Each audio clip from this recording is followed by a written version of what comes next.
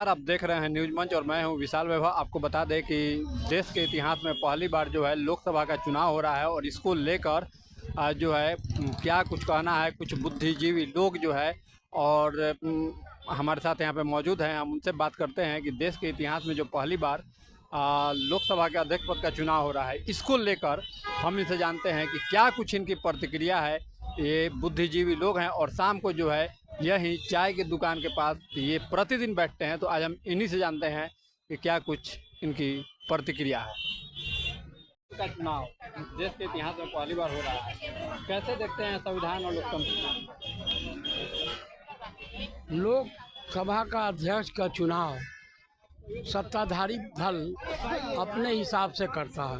आज तक कभी भी चुनाव नहीं हुआ है और सत्ताधारी दल अपना भाजपा ने घोषणा कर दिया है, एनडीए ने घोषणा कर दिया है। लेकिन चूँकि अधजल गगरी छलकत जाए वाली कहानी है, कांग्रेस को दूसरे के बदौलत 99 सीट आ गया, तो ये लोग सोच रहे हैं कि हम मोदी के बराबर हो गए। ये चंद झूठ बोल करके संविधान का प्रति लेकर के आरक्षण को खत्म कर देगा, संविधान को खत्म कर देगा। जो गलत परंपरा ले करके कुछ सीट आ गया है, ठीक है, संख्या बल थोड़ा ज़्यादा है, लेकिन उसके बावजूद भी ये कुछ दिन बाद सब अपने आप अलग हो जाएंगे।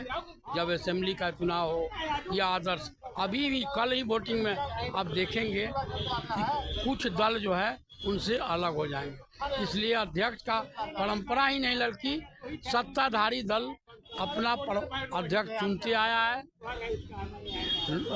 संगठन के बल्कि सहयोगी के विचार विमर्श के बाद ये सिर्फ एक दिखावटी है, एक खींच है। अध्यक्ष तो एनडीए का ही बना। सदियों से चली आ रही परंपरा, हमेशा लोकसभा अध्यक्ष पद का चुनाव जो है सर्वसम्मति से लिया जाता था, लेकिन इस बार अब चुनाव होंगे, कैसे देखते हैं सभी चीज़ों को? आप अनुभवी भी हैं, क्या कुछ कहेंगे इसको? सदियों से परंपरा चली आ रही है कि स्पीकर का चुनाव सर्वसम्मति से किया जाना चाहिए। परंपरा लोग तोड़ रहे हैं और कह रहे हैं कि भाजपा के लोग परंपरा तोड़ रहे हैं। परंपरा जैसा कि आज राहुल गांधी कहें कि कन्वेंशन है, तो लड़ने के लिए तो कोई आदमी चुनाव लड़ सकता है। जिसको प्रस्तावक जितना जरूरत है मिल जाए तो कोई आदमी स्पीकर का चुनाव लड़ सकता है। लेकिन जहाँ तक परंपरा तोड़ने का है सवाल, ये तो वही लोग तोड़ रहे हैं। आप देखिए रहे, एक जगह परंपरा चाहते हैं कि पालन किया जाए, कन्वेंशन है, और दूसरे जगह है जहाँ उनका स्टेट है वहाँ नहीं मानते हैं। ये तो ब्लैकमेल केवल कर रहे हैं डिप्टी स्पीकर के लिए। तो बताइए, जब बहुमत मिला है, अरे बहुमत जब इधर एनडीए को बहुमत मिला है तो विपक्ष को यो क्यों देगा डिप्टी स्पीकर का पद? अपने किसी गठबंधन के किसी साथी को देगा।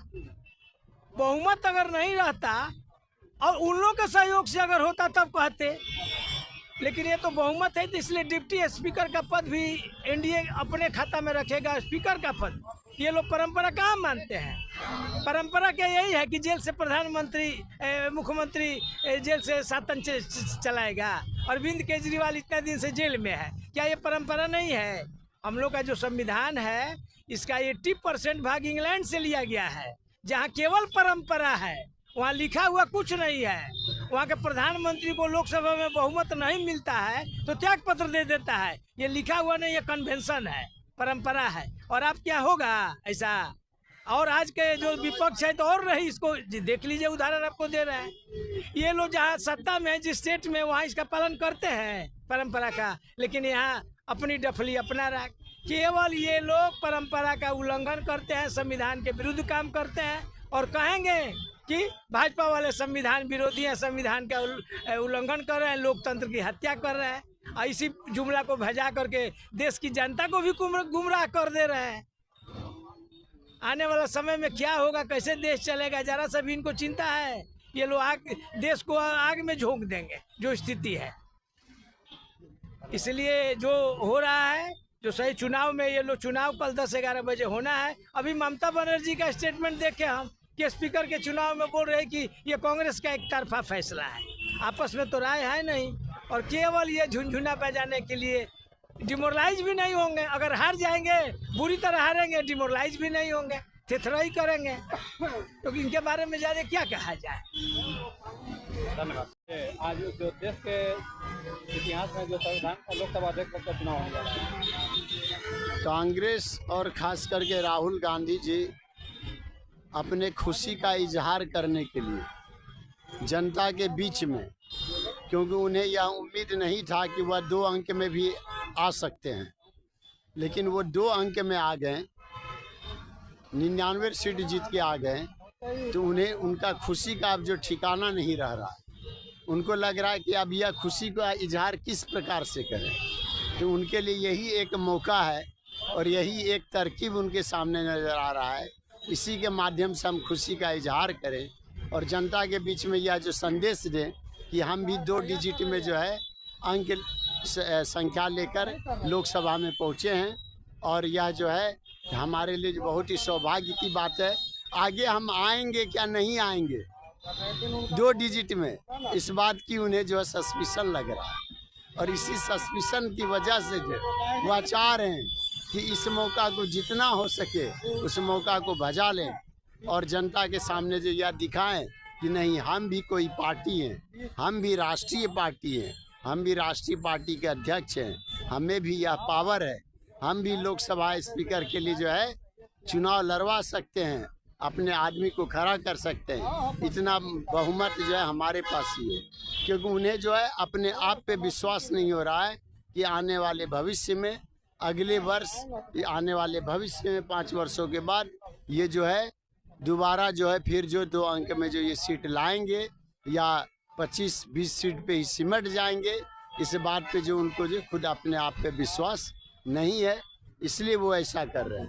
जैसा कि हम सभी जानते हैं कि जीबी मावलंकर जी जो कि प्रथम लोकसभा अध्यक्ष थे, उस समय से लेकर आज तक ऐसी कोई भी ना सम परिस्थिति बनी ना कोई विषम परिस्थिति बनी जिस कारण की लोकसभा अध्यक्ष के लिए इलेक्शन करवाया जाए या इस तरह की कोई प्रक्रिया करवाया जाए। परंतु राहुल गांधी जी को पहली बार इतना भारी बहुमत मिला है, 2 अंक में वो जो है सीट जीतकर लोकसभा में पहुंचे हैं। इसीलिए यह जो उनके लिए बहुत ही खुशी की बात है और खुशी का इजहार वो इसी लोकसभा अध्यक्ष का चुनाव करवा कर इसी के माध्यम से जनता के बीच में जो है खुशी का इजहार बांटना चाहते हैं। इससे ज़्यादा और मैं क्या कहूँ। है देश के इतिहास में पहली बार लोकसभा अध्यक्ष पद के लिए चुनाव होने जा रहा है और एनडीए के प्रत्याशी ओम बिरला है, जबकि इंडिया महागठबंधन के प्रत्याशी के सुरेश है। लोकतंत्र के लिए इसे क्या मानेंगे, शुभ संकेत है या क्या है? अब शुभ हो या अशुभ हो, स्वतंत्र भारत में अभी तक तो हम लोग विपक्ष की भूमिका में रहते हैं। पिछले 10 वर्षों से पक्ष की भूमिका में थे और 5 साल अटल जी के सरकार में थे पक्ष की भूमिका में। तो हम लोग तो कभी कैंडिडेट नहीं दिए, 60 वर्ष हो गया, हम लोग तो कभी कैंडिडेट नहीं दिए। तो इन लोग को मतलब अभी सत्ता का सुख ऐसा है ना, इस लोग को अंदर से एकदम चिलबिलाहट है कि भाई कैंडिडेट दो। एक कैंडिडेट देने से थोड़ा होता है, उसका नंबर होता है ना। जिसके पास 272 होगा उसका लोकसभा स्पीकर होगा। लड़ाई भी करने के लिए तैयार है, लेकिन आधे अधूरे मन से, पूरे मन से लड़े ना। क्या कहा जाएगा, ये देश के लोकतंत्र का दुर्भाग्य होगा जो सर्वसम्मति से स्पीकर का चुनाव नहीं हो रहा है।